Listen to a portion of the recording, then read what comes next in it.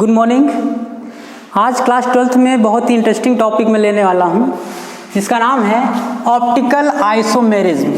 Optical isomerism, इस topic में आज हम पढ़ने वाले हैं पीपीएल के बारे में। इसका मतलब होता है प्लेन पोलराइज्ड लाइट या समतल ध्रुवित प्रकाश बोलते हैं। दूसरा है ऑप्टिकली एक्टिव सब्सटेंस, यानी कौन से पदार्थ जो है ऑप्टिकली एक्टिव होते हैं।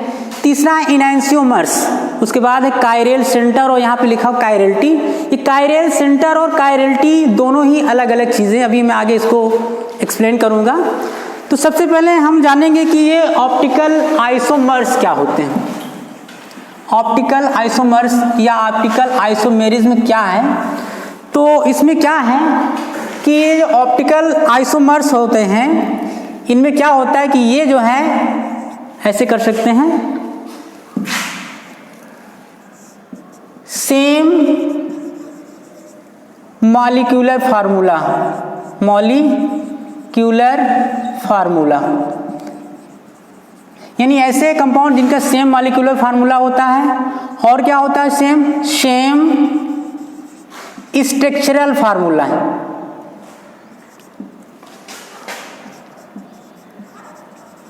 Same structural formula. इसके अलावा they have same physical and chemical properties. Chemical properties, ठीक, यानी ऐसे यौगिक जिनका मॉलिक्यूलर फार्मूला सेम होता है, स्ट्रक्चरल फार्मूला सेम होता है और उनकी फिजिकल और केमिकल प्रॉपर्टीज भी सेम होती है। अब इसमें डिफरेंस क्या होता है कि they differ their behaviour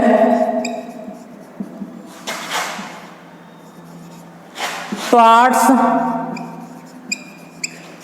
light, यानी कि ये जो है इन तीन चीज़ों में तो सेम होते हैं लेकिन एक विशेष प्रकार की लाइट के प्रति इनका बिहेवियर जो है अलग अलग होता है। ये जो विशेष प्रकार की स्पेसिफिक लाइट होती है इसको बोलते हैं पीपीएल। मैंने बताया कि इसका मतलब होता है प्लेन पोलराइज्ड लाइट, यानी कि ऐसे पदार्थ जो है पीपीएल के प्रति अलग अलग बिहेवियर शो करते हैं। तो ये पीपीएल क्या होता है, इसको जानने से पहले हम जो है लाइट के नेचर के बारे में समझेंगे कि जो लाइट का नेचर क्या होता है।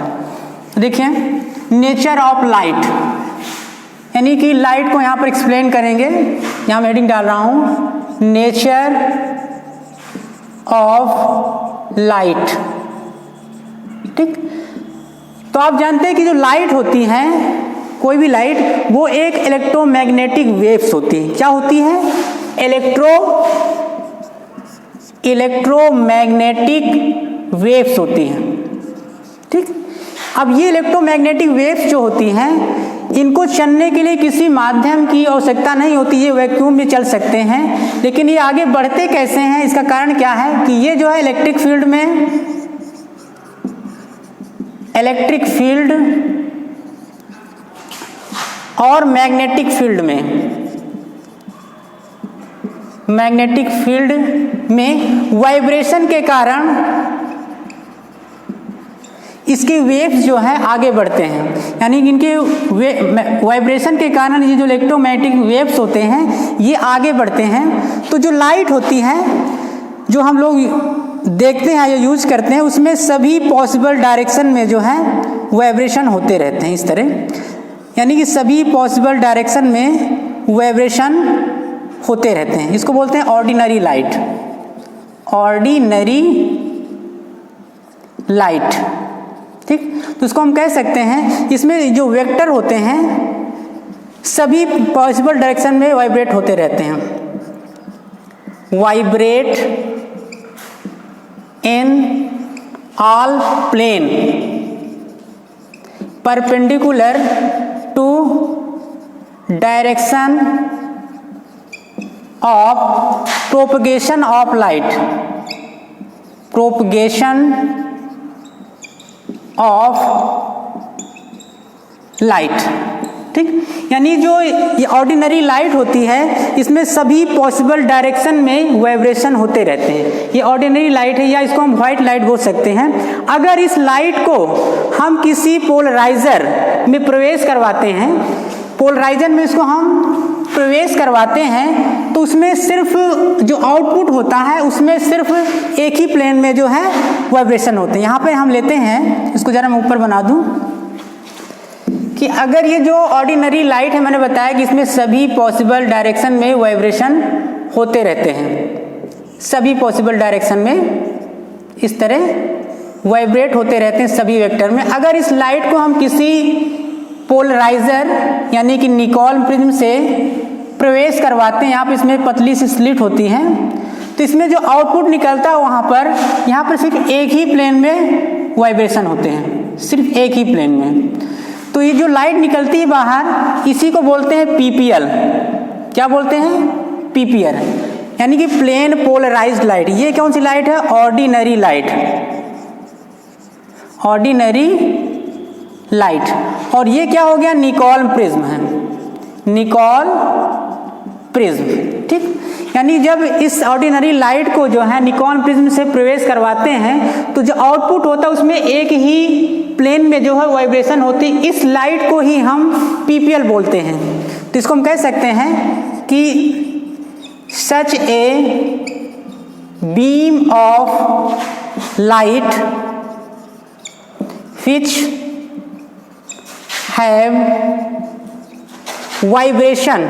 which have vibration only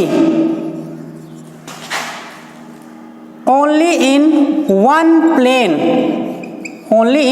plane are called PPL, मतलब प्लेन पोलराइज्ड लाइट। यानी ऐसी लाइट जिसमें ओनली वन प्लेन में ही वाइब्रेशन होते हैं उसको बोलते हैं पीपीएल या प्लेन पोलराइज्ड लाइट बोलते हैं। अब इस प्लेन पोलराइज्ड लाइट के प्रति कुछ पदार्थ का बिहेवियर अलग अलग होता है, वो हमें यहाँ पर देखना है। तो यहाँ तक तो ठीक था, ये पीपीएल मिल गई हमें। अब यदि हम इस पीपीएल को आगे, यहाँ पर जो है एक पोलैरीमीटर ट्यूब होती है, क्या बोलते हैं उसको? Polarimeter tube. ये पोलैरीमीटर हम ट्यूब इस तरह बना रहे हैं यहाँ पर, इसको बोलते हैं पोलैरीमीटर ट्यूब। यहाँ लिख देते हैं पोलैरीमीटर ट्यूब।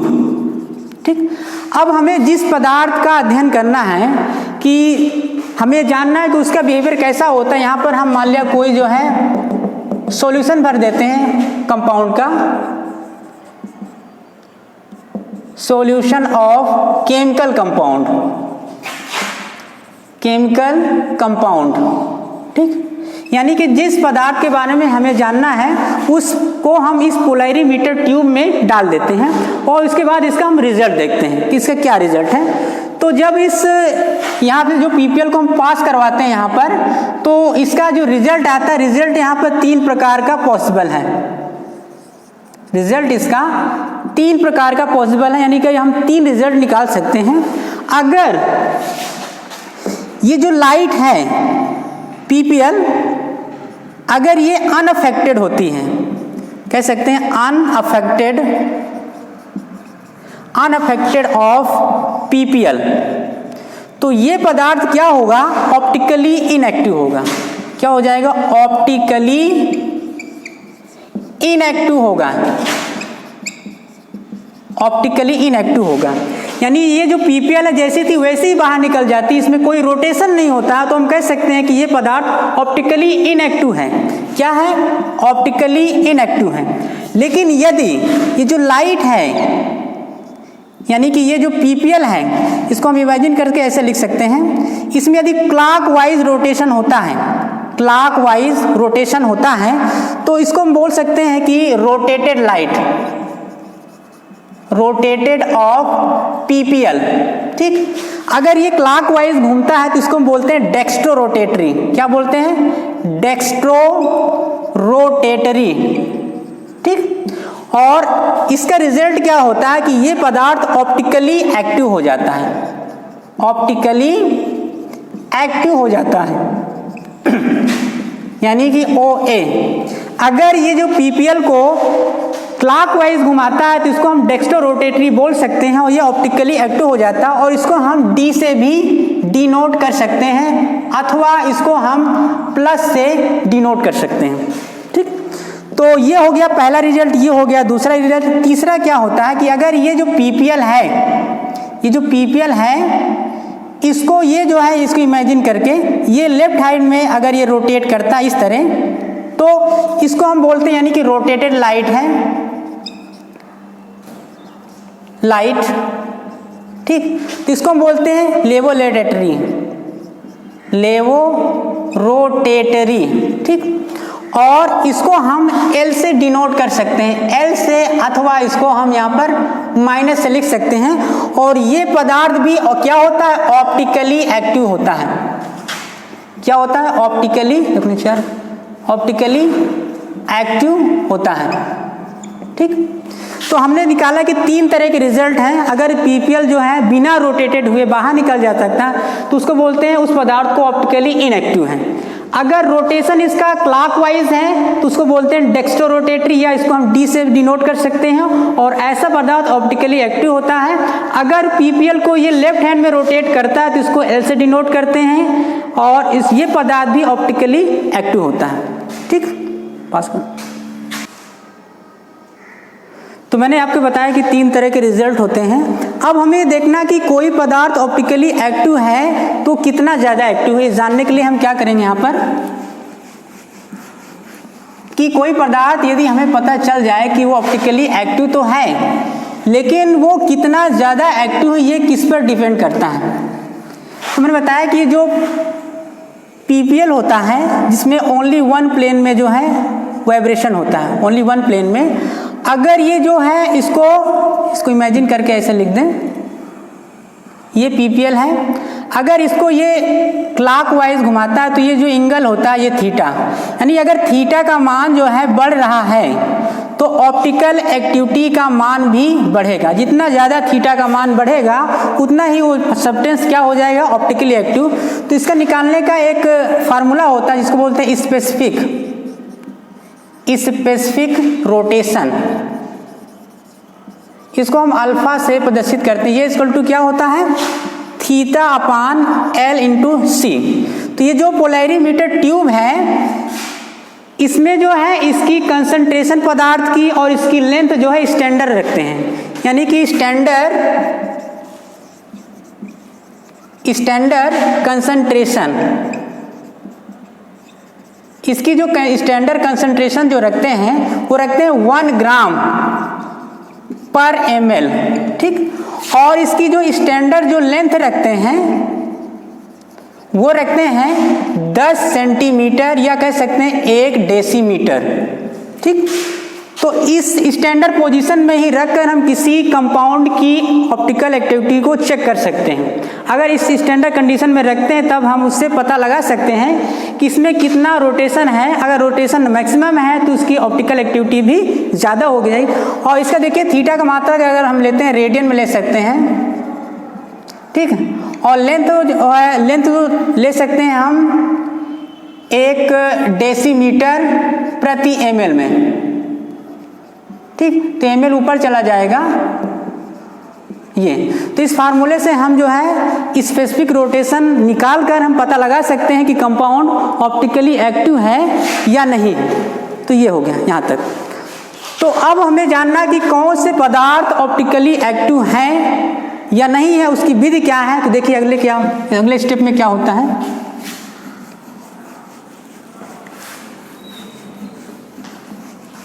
क्वेश्चन क्या है मेरा कि हाउ टू नो पदार्थ यानी कि ऑप्टिकली एक्टिव है कि नहीं, यानी कौन से पदार्थ जो है ऑप्टिकली एक्टिव हो सकते हैं ये हमें जानना है। तो कौन कौन से पदार्थ ऑप्टिकली हो सकते हैं, कंडीशन क्या है कि पहले तो पदार्थ क्या हो जाना चाहिए, यानी डाई सिमेट्री होना चाहिए, यानी पदार्थ में जो है डाई सिमेट्री होनी चाहिए। यानी पदार्थ जो है डाइसिमेट्रिकल होगा तो ये पदार्थ क्या हो जाएगा, ऑप्टिकली एक्टिव हो जाएगा। दूसरी कंडीशन क्या होती है, पदार्थ में काइरलिटी होनी चाहिए। अगर पदार्थ में काइरलिटी है तो ये पदार्थ भी क्या हो जाएगा, ऑप्टिकली एक्टिव होगा। तीसरी कंडीशन क्या है कि पदार्थ जो है क्या हो जाना चाहिए, यानी नॉन सुपर इम्पोजेबल होना चाहिए, नॉन सुपर इम्पोजेबल, तो ये पदार्थ भी ऑप्टिकली एक्टिव होगा। अभी नॉन सुपर इम्पोजेबल का मतलब क्या होता है कि अगर पदार्थ अपने मिरर इमेज पर, अगर अपने मिरर इमेज पर नॉन सुपर इम्पोजेबल यानी उसको ढकता नहीं है तो वो पदार्थ ऑप्टिकली एक्टिव होगा। जैसे मैं यहाँ पे एग्जांपल ले रहा हूँ, CH3OH अब इसकी ऑप्टिकलिटी हमें चेक करना है तो इसको हम यहाँ पर एक मिरर लगाएंगे, यहाँ पर इस तरह मिरर, इस तरह यहाँ पर ये मिरर हमने लगा दिया, यहाँ पर इसको बोलते हैं मिरर, ठीक।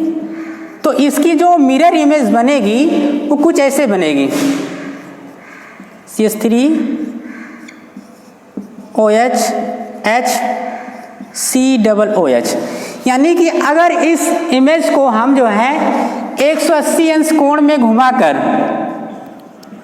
इसके ऊपर रखना चाहेंगे तो होगा क्या कि ये तो इसके ऊपर आ जाएगा, ये भी इसके ऊपर आ जाएगा, लेकिन ये वाला भाग नीचे आ जाएगा, ये ऊपर चला जाएगा, यानी कि ये इसको नहीं ढकेगा।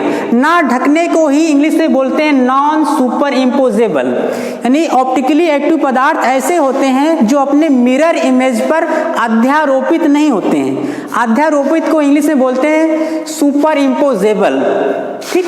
तो ये हुआ, यानी कि अगर ये कंडीशन है तो पदार्थ ऑप्टिकली एक्टिव होगा। पहली कंडीशन के उसमें डाइसिमेट्री होनी चाहिए, इसका एक और नाम है कि अनसिमेट्री, अनसिमेट्री यानी पदार्थ जो अनसिमेट्रिकल होना चाहिए तो पदार्थ ऑप्टिकली एक्टिव होगा। दूसरी कंडीशन उसमें काइरलिटी होनी चाहिए। अब देखिए काइरलिटी का मतलब क्या होता है, काइरलिटी, काइरलिटी का मतलब होता है हैंडेडनेस, हैंडेडनेस, ठीक। मतलब क्या होता है कि हाथ के जैसा, हाथ के जैसा। हमारे जो हाथ होते हैं वो क्या होते हैं, नॉन सुपर इम्पोजेबल होते हैं, यानी कि इसको इस तरह हाथ हैं, इसको हम ऐसे यहाँ पे ढकेंगे तो इसको बराबर ढक नहीं पाता, यानी कि जिसमें काइरलिटी, काइरलिटी का मतलब क्या होता है, हैंडेडनेस। अब देखिए इसको मैं एक्सप्लेन करूंगा आगे। हैंडेडनेस का मतलब क्या होता है कि हमारे जो हाथ होते हैं वो काइरल हाथ होते हैं। जैसे मैं यहाँ पे बना रहा हूँ 1 2 3 4 ये, ठीक, ये हैंड हो गया। और यहाँ पे मैं कोई मिरर लगा देता हूँ इस तरह, ठीक है, ये क्या है, यहाँ पर मिरर है, ठीक। अब इसका जो इमेज बनेगी वो इमेज ऐसे बनेगी, ठीक, 1 2 3 4 ये इस तरह, ठीक।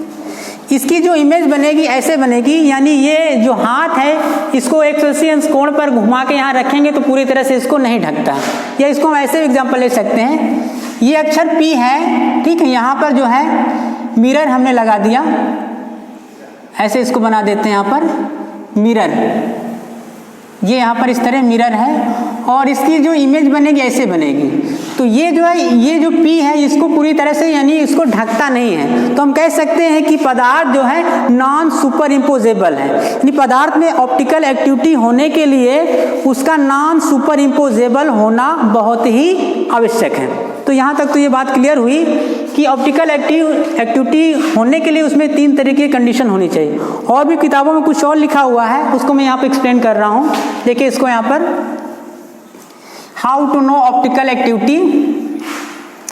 अगर पदार्थ सिमेट्रिकल है, मान लें यहाँ पर मैं कोई पदार्थ ले रहा हूँ, तो वो पदार्थ मान लेते हैं कि वो पदार्थ जो है सिमेट्रिकल है, यानी उसमें जो एटम्स हैं उनकी जो अरेंजमेंट है वो क्या है, सिमेट्रिकल है, इस तरह जो है, यानी कि ये सिमेट्रिकल मॉलिक्यूल है। क्या है, सिमेट्रिकल,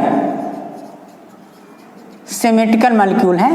अब यदि हम जो है इस पदार्थ में पीपीएल पास करवाते हैं, यहाँ से हमने इसमें पीपीएल पास करवाया, ये क्या है यहाँ पर पीपीएल, यानी पीपीएल लाइट है। अब ये पदार्थ है पता है कि सिमेट्रिकल है, तो यहाँ से ये रोटेट होगा और इसके काउंटर पोजीशन पर एक परमाणु रखा हुआ, तो ये उसको वापस सीधा कर देता है, यानी ये अनअफेक्टेड पीपीएल बाहर निकलता है। तो हम कह सकते हैं कि ये पदार्थ क्या है, ऑप्टिकली इनएक्टिव है। क्या है, ऑप्टिकली इनएक्टिव है, यानी कि सिमेट्रिकल पदार्थ जो होते हैं उनमें ऑप्टिकल एक्टिविटी नहीं होती। यहाँ से क्लियर होता है, क्लियर हुआ कि अगर सिमेट्रिकल पदार्थ है तो उसमें ऑप्टिकल एक्टिविटी नहीं होगी। क्लियर। अब हम लेते हैं कि दूसरा पदार्थ जिसमें एटम्स के अरेंजमेंट जो है रैंडमली है, यानी कि इसमें जो एटम्स हैं वो सिस्टमैटिक ढंग से व्यवस्थित नहीं है, रैंडमली है, इस तरह हम ले सकते हैं। ये पदार्थ क्या बोल सकते हैं, डाइसिमेट्रिक, या हम अनसिमेट्रिकल बोल सकते हैं, अनसिमेट्रिकल। अब इस पदार्थ से हम यदि पीपीएल पास करवाते हैं इस तरह, ये क्या है यहाँ पर पीपीएल को पास करवाते हैं, तो यहाँ से लाइट जो है रोटेट होती है, यानी डेविएट होती है, और इसको वापस सीधा नहीं कर पाता, ये वापस ऐसे निकल जाती है। तो हम कह सकते हैं कि ये रोटेटेड लाइट है। क्या है, रोटेटेड पीपीएल। ठीक। अगर ये रोटेटेड पीपीएल है तो यहाँ पे क्या होगा रिजल्ट, कि पदार्थ ऑप्टिकली एक्टिव हो जाएगा। ऑप्टिकली एक्टिव नहीं, ऑप्टिकली एक्टिव है। तो यहाँ से दो चीज़ें क्लियर होती हैं कि अगर कंपाउंड जो है सिमेट्रिकल है तो वो ऑप्टिकली इनएक्टिव होगा, और पदार्थ यदि अनसिमेट्रिकल है तो उसमें ऑप्टिकल एक्टिविटी पाई जाएगी। ठीक। अब देखते हैं आगे का।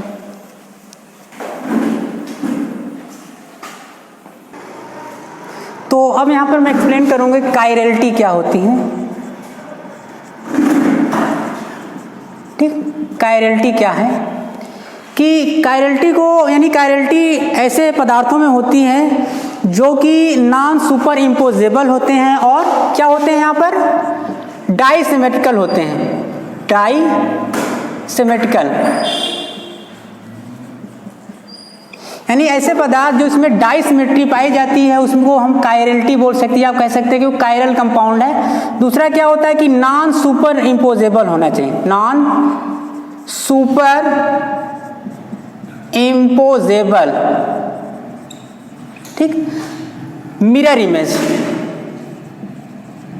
Mirror image. ठीक।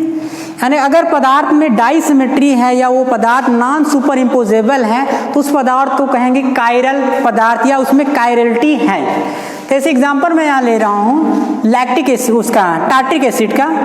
टार्ट्रिक एसिड जो है 4 फॉर्म में पाया जाता है, एक डी फॉर्म में, एक एल फॉर्म में, एक तीसरा होता है मीजो फॉर्म में, और चौथा होता है रेसमिक मिक्सचर। यहाँ पर मैं सिर्फ 2 को एक्सप्लेन करूँगा, डी और एल फॉर्म में। ठीक। यहाँ पर लेते हैं OH, इधर H है, फिर इधर जो है OH और इधर H। ठीक। COOH। ये जो है डी फॉर्म है लैक्टिक, उसका टार्ट्रिक एसिड का, टार्ट्रिक एसिड। ठीक। यहाँ पर हम कोई मिरर लगा देते हैं। मिरर क्यों लगाते हैं, ये पता करने के लिए कि पदार्थ ऑप्टिकली एक्टिव है या नहीं है, तो इस तरह पता लग जाता है। और भी विधियाँ हैं, यहाँ पे मिरर हमने लगा दिया। अब इसकी जो इमेज बनेगी वो कुछ इस प्रकार बनेगी। OH इधर आ जाएगा, H इधर, इसमें H इधर और OH इधर, COOH। ये जो इसका जो है एल फॉर्म है, किसका, टार्ट्रिक एसिड, टार्ट्रिक एसिड। अब देखिए यहाँ पे क्लियर नहीं होता कि कौन डी है कौन एल है। अगर हम इसको एल मानेंगे तो इसको डी करेंगे, अगर इसको हमने डी माना है तो इसको हम एल करेंगे। ये कोई निश्चित नहीं है कि मिरर इमेज किसकी क्या बनेगी। तो ये टार्ट्रिक एसिड का डी और एल फॉर्म है। अब देखिए ये क्या है कि ये अपने मिरर इमेज पर जो है नॉन सुपर इम्पोजेबल है, तो हम कह सकते हैं कि ये पदार्थ जो है कायरल कंपाउंड है। क्या है, कायरल कंपाउंड है। अब यहाँ से एक कॉन्सेप्ट और क्लियर करता हूँ कि इनैंसियोमर्स क्या होते हैं। इनैंसियोमर्स क्या होते हैं, मैंने शुरू में बताया था कि इनैंसियोमर्स को भी एक्सप्लेन करूंगा। इनैंसियोमर्स, ठीक, इसको हिंदी में बोलते हैं प्रतिबिंब रूप, प्रतिबिंब रूप बोलते हैं। अगर पदार्थ जो है नॉन सुपर इम्पोजेबल है, उसमें डाइसिमेट्री है, तो वो पदार्थ क्या होता है? इनैंटियोमर्स। तो हम कह सकते हैं इसकी एब्रिविएशन बनेगी pair of optically active isomers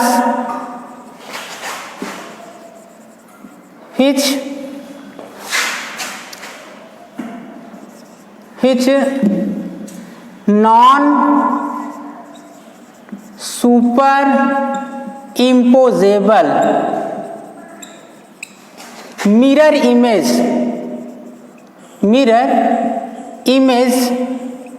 of each other, एक दूसरे के जो है non super imposable mirror image होते हैं, तो वो पदार्थ क्या? इनैंटियोमर्स कहलाते हैं। यानी कि pairs of optical active substance जो हैं क्या कहलाते हैं? इनैंटियोमर्स, अगर वो दोनों एक दूसरे के non super imposable mirror image हैं। तो यहाँ से क्लियर हुआ इनैंटियोमर्स, क्या क्लियर हुआ? कायरलिटी क्लियर हो गई। अब हम बात करते हैं कायरल सेंटर की। कायरल सेंटर क्या होता है? मैंने शुरू में बताया था कि कायरल कंपाउंड और कायरल सेंटर दोनों अलग अलग चीजें हैं, दोनों एक ही नहीं है। कायरल कंपाउंड और कायरल सेंटर दोनों अलग अलग चीजें हैं। लिख देता हूं यहां पर कायरल सेंटर, ठीक। कायरल सेंटर क्या होता है? तो कायरल सेंटर क्या है कि ऐसा पदार्थ जिसमें कार्बन या एटम्स में sp3 हाइब्रिडाइजेशन पाया जाता है, हाइब्रिडाइजेशन, ठीक। यानी कि कंपाउंड में जो कार्बन एटम्स हैं उसमें sp3 हाइब्रिडाइजेशन होता है। कहने का मतलब इसमें 4 जो है सिग्मा बॉन्ड होते हैं, ठीक, पहली कंडीशन। दूसरा क्या होता है? ऑल 4 वैलेंसीज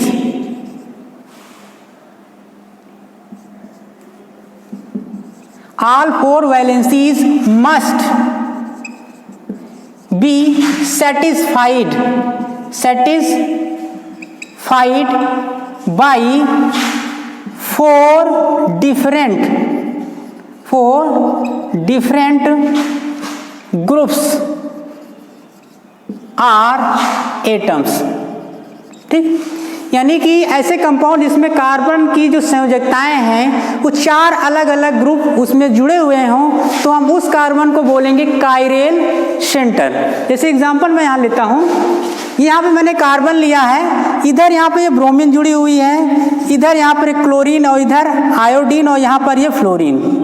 तो देखिए इस कार्बन की चारों वैलेंसीज अलग अलग हैं, तो हम कह सकते हैं इसमें जो है एक कायरल सेंटर है। दूसरा एग्जांपल लेते हैं, अगर मान लें यहाँ पे हाइड्रोजन जुड़ा हुआ और यहाँ पर भी हाइड्रोजन है और यहाँ पे क्लोरीन और इधर ब्रोमीन, तो आप देखिए यहाँ पे हाइड्रोजन सेम है, हम कहेंगे कि इसमें कायरल सेंटर नहीं है। इसमें क्या है? कायरल सेंटर नहीं है। और यहाँ पे एक चीज और समझना है कि अगर कंपाउंड में एक कायरल सेंटर है तो वो 100% ऑप्टिकली एक्टिव होगा। यहाँ करेंगे 1 chiral centre so optically active. अगर एक कायरल सेंटर है तो वो 100% ऑप्टिकली एक्टिव होगा। लेकिन यदि कायरल सेंटर एक से अधिक यानी 2 हैं, 4 हैं, तो वो जरूरी नहीं कि ऑप्टिकली एक्टिव होगा, ठीक। वो ऑप्टिकली एक्टिव हो भी सकता है, नहीं भी हो सकता, इसको मैं अगले वीडियो में बताऊंगा उसका रीजन क्या होता है। लेकिन यहाँ पे याद रखना आपको कि अगर एक कायरल सेंटर है तो 100% ऑप्टिकली एक्टिव होगा। यहाँ पे मैंने एग्जाम्पल लिया, अब जैसे एग्जाम्पल लेता हूँ यहाँ पर लैक्टिक एसिड,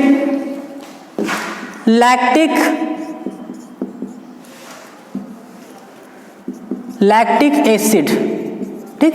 लैक्टिक एसिड का जो फार्मूला होता है CH3CHO OH COOH, इसको हम ऐसे लिख सकते हैं कि CH3, ठीक है, यहाँ पर H, इधर OH और यहाँ पर COOH। तो यहाँ पे देखिए इस कार्बन से डिफरेंट टाइप के ग्रुप जुड़े हुए हैं, तो यहाँ पर एक कायरल सेंटर है। क्या है? एक कायरल सेंटर है। इसी प्रकार हम अगले एग्जांपल ले सकते हैं वैलेरिक एसिड का।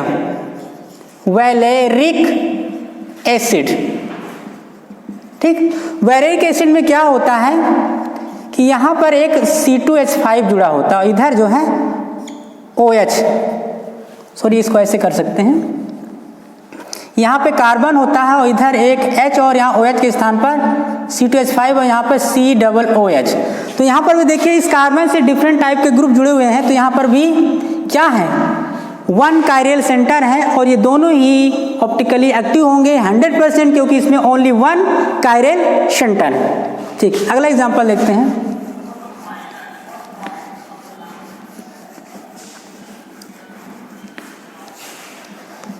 अगला एग्जांपल थोड़ा पॉज कर।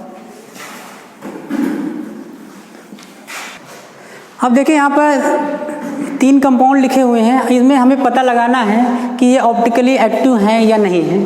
तो यहाँ पे पहला लिखा हो सेकेंडरी ब्यूटिल क्लोराइड, तो इसका फार्मूला यहाँ पे ऐसे लिखेंगे CH3 CH2 CH Cl और CH3, ठीक, 1 2 3 4 सेकेंडरी ब्यूटिल क्लोराइड है। अब यहाँ पे देखिए कि इसको हम ऐसे भी लिख सकते हैं कि C2H5 इस तरह, इधर जो है हाइड्रोजन और इधर जो है ये क्लोरीन और यहाँ पर ये CH3। इसके देखिए मिरर इमेज बनाएंगे, ये मिरर इमेज, ये यहाँ पे मिरर लगा देंगे, मिरर, ठीक। अब इसका जो इमेज बनेगी कुछ इस प्रकार बनेगी, Cl H और यहाँ पर CH3। तो आप देखिए कि यहाँ पर जो है एक कायरल सेंटर है, यहाँ पे देखिए C2H5 जुड़ा हुआ, इधर CH3 जुड़ा हुआ, इधर ये हाइड्रोजन और इधर क्लोरीन। तो हम कह सकते हैं कि इसमें जो है एक कायरल सेंटर है, तो ये पदार्थ क्या हो जाएगा, ऑप्टिकली एक्टिव होगा, यानी कि ये जो है ऑप्टिकली एक्टिव होगा। अब हम जरा ये बी वाले को चेक करते हैं कि ऑप्टिकली एक्टिव है या नहीं। तो इसका हम फार्मूला लिखेंगे, लिखा हुआ टर्ड पेंटिल क्लोराइड कर दें यहाँ पर, टर्ड पेंटिल क्लोराइड। तो इसका फार्मूला ऐसे बनेगा CH3 CH2 Cl। तो अब यहाँ पे देखिए इसको हम ओपन स्ट्रक्चर यहाँ बनाएंगे इस तरह, CH3 CH3 CH3 यहाँ पर CH2 और इधर Cl। आप देखिए कि इस कारण में तो कायरलिटी है नहीं, इसमें देखिए इसमें भी कायरलिटी है क्योंकि यहाँ पे समान ग्रुप जुड़े हुए हैं। तो हम कह सकते हैं कि ये पदार्थ ऑप्टिकली इनएक्टिव है, यानी ये पदार्थ जो ऑप्टिकली जो है इनएक्टिव है। इसमें क्योंकि कोई भी इसमें कायरल सेंटर नहीं है, तो ये ऑप्टिकल एक्टिविटी शो नहीं करेगा। अब देखिए लिखा हुआ है C नंबर आइसोब्यूटिल क्लोराइड। अब आइसोब्यूटिल क्लोराइड के लिए हम यहाँ पे इसका स्ट्रक्चर बनाएंगे C नंबर में, CH3 यहाँ पर ऐसे लिख सकते हैं, CH3 यहाँ पर H, ठीक है, और ब्यूटिल क्लोराइड है, इसको हम जरा ऐसे लिख दें, ये इस तरह फार्मूला बनता है CH3 2CHCl। तो यहाँ पर भी देखिए कि इस कार्बन में ये 2 समूह जो जुड़े हुए हैं समान हैं, तो इसमें भी क्या है कि कायरल सेंटर नहीं है, तो ये भी ऑप्टिकली क्या हो जाएगा, इनएक्टिव हो जाएगा ऐसे, यानी इसमें भी ऑप्टिकली एक्टिविटी नहीं पाई जाएगी। तो हमने देखा कि इसमें 3 एग्जाम्पल हमने लिए, इसमें सिर्फ ऊपर वाला ऑप्टिकली एक्टिव और इन दोनों में ऑप्टिकल एक्टिविटी नहीं पाई जाती क्योंकि इसमें एक भी कायरल सेंटर नहीं। अब देखिए और भी एग्जाम्पल हमारे पास, अगले एग्जाम्पल देखते हैं। हमें चेक करना है कि उसमें ऑप्टिकल एक्टिविटी है या नहीं है। बिना मिरर इमेज लगाए या बिना लैब में जाए हम पता लगा सकते हैं कि ऑप्टिकल एक्टिव है या नहीं। मान लिया हम लेते हैं यहाँ पे एक एग्जाम्पल, ये है साइक्लोप्रोपेन, इसका नाम है साइक्लोप्रोपेन। अब ये ऑप्टिकली एक्टिव है या नहीं है, इसको हमें चेक करना है। हम जानते हैं कि यहाँ पर ये हाइड्रोजन होगा, यहाँ पर भी हाइड्रोजन होगा, तो ये ऑप्टिकल, यहाँ पर कायरल सेंटर नहीं है। यहाँ पर देखिए, यहाँ पर भी हाइड्रोजन होगा, यहाँ पर भी हाइड्रोजन होगा, ये भी यहाँ पर भी कायरल सेंटर नहीं है। यहाँ देखिए हाइड्रोजन है और यहाँ पर भी हाइड्रोजन है, तो ये ऑप्टिकली क्या है, इनएक्टिव है, ऑप्टिकली इनएक्टिव है, यानी इसमें ऑप्टिकल एक्टिविटी नहीं पाई जाती क्योंकि इसमें एक भी कायरल सेंटर नहीं है। अगला एग्जांपल देखते हैं, बी नंबर, साइक्लोप्रोपेन का ही लेते हैं। यहाँ पर मान लें यहाँ से इस तरह CH3 जुड़ा हुआ है। अब इसमें पहले इस कार्बन को चेक करते हैं, यहाँ CH3 है तो यहाँ पर क्या भी, यहाँ हाइड्रोजन जुड़ा हुआ होगा। अब ये दोनों समूह तो समान हैं, लेकिन इधर जो है नहीं, अलग अलग है। इधर समूह जो है क्या है, यहाँ पर ये सिमेट्री पाई जा रही है, तो हम कह सकते हैं कि इसमें एक भी कायरल सेंटर नहीं है, तो ये भी क्या हो जाएगा, ऑप्टिकली इनएक्टिव होगा, यानी इसमें ऑप्टिकली एक्टिविटी नहीं पाई जाएगी बिकॉज इसमें एक भी कायरल सेंटर नहीं। अगला एग्जांपल देखते हैं, सी नंबर, यहाँ पर लेते हैं पहले साइक्लोप्रोपेन, ठीक है। अब यदि हम यहाँ पर जो है एक समूह जोड़ देते हैं, यहाँ पर CH3, ठीक, और यहाँ पर एक OH, तो पहले हम इसको चेक करेंगे, इस वाले को, कि यहाँ पर देखिए यहाँ पर हाइड्रोजन होगा, ठीक है। अब इधर दो समूह इधर समान हो गए, एक इधर, तो यहाँ पर एक कायरल सेंटर है, ठीक, यानी यहाँ पर जो है एक कायरल सेंटर है। अब यहाँ पर देखिए कि यहाँ पर एक हाइड्रोजन होगा, यहाँ पर ये हाइड्रोजन होगा, तो एक वैलेंसी इधर हो गई, एक ये हो गई, दो, तीसरी ये हो गई, चौथी ये हो गई, तो यहाँ पर भी एक जो है कायरल सेंटर है, यानी कि यहाँ पर जो कायरल सेंटर कितने हैं हमारे पास, 2। यहाँ करेंगे 2 कायरल सेंटर, ठीक। तो मैंने आपको स्टार्टिंग में बताया था कि अगर किसी कंपाउंड में एक कायरल सेंटर है तो वो 100% ऑप्टिकली एक्टिव होगा, लेकिन यदि कायरल सेंटर जो है 2 हैं या 2 से अधिक हैं तो जरूरी नहीं कि वो ऑप्टिकली एक्टिव होगा कि नहीं होगा। तो हम यहाँ पर कह सकते हैं कि ये पदार्थ ऑप्टिकली एक्टिव हो भी सकता है, नहीं भी हो सकता, इसको मैं अगले वीडियो में बताऊंगा। अगला एग्जाम्पल देखते हैं, डी नंबर, बहुत इंपॉर्टेंट है। अब यहाँ पे साइक्लोप्रोपेन का एग्जाम्पल लेते हैं। मान लें यहाँ पर ये CH3 जुड़ा हुआ, ठीक, और यहाँ पर ये OH है, और यहाँ पर भी OH है। तो सबसे पहले हम इस कार्बन को चेक करेंगे कि यहाँ OH है तो यहाँ पर निश्चित एक हाइड्रोजन होगा, वैसे यहाँ पर भी हाइड्रोजन होगा, 2 वैलेंसी इधर हो गई और एक इधर और एक इधर, तो हम कह सकते हैं कि यहाँ पर एक कायरल सेंटर हमें मिल रहा है। वैसे यहाँ चेक करेंगे तो एक हाइड्रोजन इधर, एक OH है, 2 समूह, एक इधर ये, इधर चौथा, यानी चारों डिफरेंट टाइप के हैं, तो यहाँ पर भी एक कायरल सेंटर होगा। इसमें चेक करते हैं, दोनों समूह समान, यहाँ पे सिमेट्री है, तो यहाँ पर यानी कि इसमें 2 कायरल सेंटर हैं। क्या है, 2 कायरल सेंटर हैं। तो मैंने बताया इसमें 2 कायरल सेंटर है, तो ये ऑप्टिकली एक्टिव हो भी सकता है और नहीं भी हो सकता, ठीक है। तो ये हो गया एग्जाम्पल, और भी बहुत सारे एग्जाम्पल और देखते हैं। देखिए ये 4 एग्जाम्पल बताते हैं, इसको मैं इरेज कर रहा हूँ, कुछ और 2-3 एग्जाम्पल आपको बताऊंगा। उसमें हमें चेक करना है कि वो ऑप्टिकली एक्टिव है या नहीं। साइक्लोहेक्सेन की बात करते हैं, आप लोग जानते होंगे ये साइक्लोहेक्सेन का स्ट्रक्चर हम कुछ इस तरह बनाते हैं। मान लें यहाँ पर ये CH3 जुड़ा हुआ है और हमें चेक करना है कि ऑप्टिकली एक्टिव है या नहीं, तो हम जानते हैं कि यहाँ पे कोई हाइड्रोजन होगा, तो इसकी एक वैलेंसीज इधर हो गई, एक इधर हो गई। अब देखिए इधर ये CH2, इधर भी CH2, तो इसमें क्या हो गया, यानी कि no chiral centre, no chiral centre, कह सकते हैं कि ये ऑप्टिकली इनएक्टिव होगा क्योंकि इसमें एक भी कायरल सेंटर नहीं है। अगला एग्जांपल देखते हैं, साइक्लोहेक्सेन का ही है। यहां पर मान लिया CH3 जुड़ा हुआ है, ठीक, यहां पर CH3 जुड़ा हुआ है और यहां पर भी CH3 जुड़ा हुआ। अब हमें चेक करना है कि इसमें कायरल सेंटर है नहीं कि नहीं, तो यहाँ पे देखिए एक हाइड्रोजन भी जुड़ा होगा, यहाँ पर भी हाइड्रोजन होगा, तो 2 वैलेंसी इधर हो गए, एक CH2 होगा, एक इधर, तो कह सकते हैं कि यहाँ पर एक कायरल सेंटर है क्योंकि इसके कार्बन से चारों अलग अलग समूह जुड़े हुए हैं। अब इसमें चेक करते हैं कि एक इधर वैलेंसी हो गई और एक इधर हो गई, यानी 2 इधर हो गई, एक तीसरी है, चौथी है, तो यहाँ पे देखिए अलग अलग है, तो यहाँ पर भी एक कायरल सेंटर है। तो हम कह सकते हैं कि इस कंपाउंड में जो है 2 कायरल सेंटर है, क्या है, 2 कायरल सेंटर। तो 2 कायरल सेंटर है तो हम कह सकते हैं कि ऑप्टिकली एक्टिव है या यानी ऑप्टिकली एक्टिव हो भी सकता है और नहीं भी हो सकता। तो इतने सारे एग्जांपल हो गए। अब अगला देखते हैं। मान लिया हम लेते हैं साइक्लोब्यूटेन का एग्जांपल। साइक्लोब्यूटेन को हम कुछ इस तरह लिखते हैं ये, और यहां से मान लिया एक जो है क्लोरीन जुड़ा हुआ और यहां पर एक फ्लोरीन जुड़ा हुआ। इसमें चेक करेंगे कि इसमें देखिए ये 2 समूह तो हो गए, अलग अलग हैं, लेकिन इधर ये समान समूह, तो हम कह सकते हैं इसमें भी no chiral centre, no chiral centre. तो ये क्या हो जाएगा, ऑप्टिकली इनएक्टिव होगा।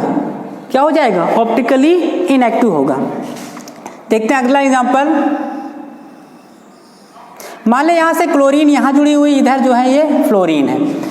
तो देखिए इसमें भी एक भी कायरल सेंटर नहीं है, तो यहां कह सकते हैं कि नो कायरल सेंटर। तो ये भी क्या हो जाएगा, ऑप्टिकली इनएक्टिव हो जाएगा। तो मैंने इतने सारे एग्जांपल बताए हैं। अब हम ऐसा एग्जांपल लेंगे जिसमें कार्बन के अलावा कोई दूसरा एटम्स होता है। देखते हैं, इसको मैं इरेज कर रहा हूं। कार्बन के अलावा इसे मान लें यहाँ पर एक सल्फर वाला लेते हैं, इधर ऑक्सीजन है, इधर ऑक्सीजन है, इधर OCH3 और इधर जो है OH है। तो यहाँ पे देखिए एक सिग्मा डबल बॉन्ड, एक सिग्मा मिलेगा, एक यहाँ से एक यहाँ से। तो यहाँ पे क्या हो जाएगा, sp3 हाइब्रिडाइजेशन। तो हम कह सकते हैं कि ये पदार्थ जो है ऑप्टिकली एक्टिव होगा। ठीक, अगला एग्जांपल देखते हैं। सिर्फ एक एक्सेप्शन है कि नाइट्रोजन में जो टर्शियरी एमीन्स होती हैं, ये एमीन्स हैं। मान लें यहाँ से जुड़ा हुआ C3H7 और यहाँ से जुड़ा हुआ C2H5 और इधर जो है CH3 है। यहाँ पर देखिए लोन पेयर इलेक्ट्रॉन होते हैं, हम इस तरह कह सकते हैं लोन पेयर इलेक्ट्रॉन है। तो यहाँ पर देखिए 3 बॉन्ड तो हैं, लेकिन ये ऑप्टिकली इनएक्टिव होगा। क्या हो जाएगा, ऑप्टिकली इनएक्टिव होगा। इसको मैं अगले वीडियो में बताऊंगा। इसमें फ्लिपिंग का केस है, इसमें फ्लिपिंग हो रही है, फ्लिपिंग। सिर्फ एक ये एक्सेप्शन है कि ये ऑप्टिकली इनएक्टिव है, सिर्फ टर्शियरी एमीन के केस में। सिर्फ एक मात्र एग्जांपल है, ये ऑप्टिकली इनएक्टिव हो जाएगा। ठीक, एक एग्जांपल और देखते हैं यहाँ पर। मान लें यहाँ पर इस तरह कार्बन जुड़ा हुआ है, 2 कार्बन, इधर से H जुड़ा हुआ है, इधर से H, इधर ये क्लोरीन और इधर ये ब्रोमीन है, यहाँ पर CH3 और यहाँ पर ये CH3। तो अब देखिए यहाँ पर ये डिफरेंट टाइप के ग्रुप जुड़े हुए हैं। तो यहाँ पर एक कायरल सेंटर हमें यहाँ मिल रहा है, दूसरा देखिए यहाँ पर भी एक कायरल सेंटर मिल रहा है। तो हम देखिए 2 कायरल सेंटर है, ये ऑप्टिकली एक्टिव हो भी सकता है और नहीं भी हो सकता है। तो कायरलिटी यानी कायरलिटी निकालने के लिए, यानी कि ऑप्टिकली एक्टिव पदार्थ है या नहीं, इसके लिए मैंने रूल्स बताए आपको। अगर एक कायरल सेंटर है तो वो 100% ऑप्टिकली एक्टिव होगा। अगर 2 से अधिक हैं तो वो ऑप्टिकली एक्टिव हो भी सकता है और नहीं भी हो सकता। इसका रीज़न मैं आपको आगे बताऊंगा अगले वीडियो में। अगले वीडियो में आपको बताऊंगा plane of symmetry. Plane of symmetry इसको मैं एक्सप्लेन करूंगा, ये क्या होती है, सेंटर ऑफ सिमेट्री, इसको एक्सप्लेन करूंगा।